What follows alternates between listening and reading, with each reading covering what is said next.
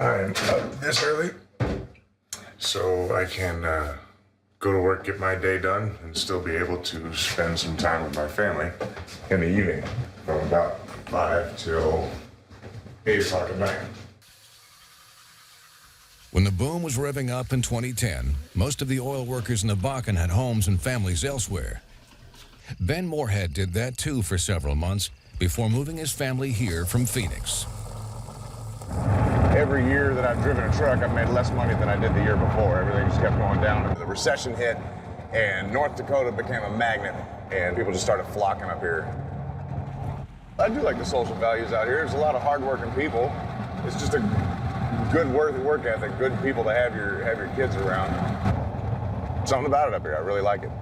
And I think it might be because if I go anywhere else in the United States to work right now, I'm gonna be broke. So I'm probably forced to like it. At any given time in the Bakken, there are thousands of trucks carrying hazardous materials on public roads.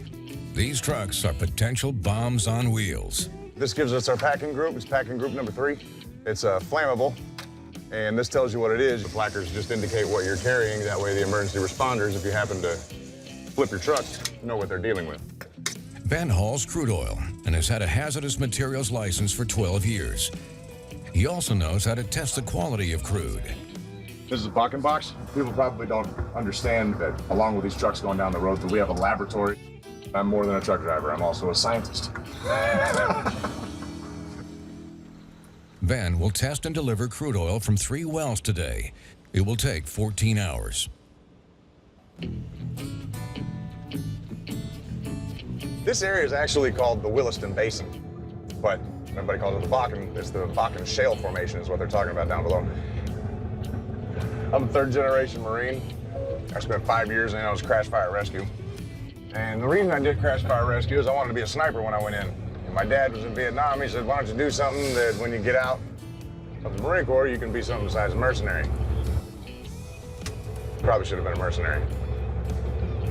Sounds like a more interesting job. Every day in the Bakken, 645,000 barrels of crude oil are transported by truck from remote well sites to a shipping facility. Ben Moorhead will haul 600 of those barrels today in 3 trips. His first stop is a few miles from nowhere in rural North Dakota.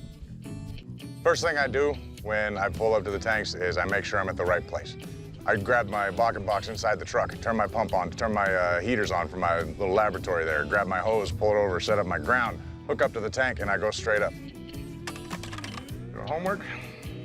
Ben then enters the data into his grease book. When I first started here, I didn't understand why it was called a grease book until I had one for a month and it was all greasy. Then it made sense.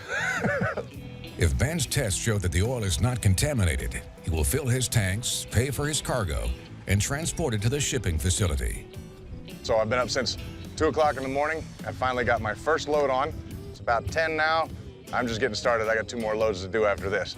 So we got to get on the road.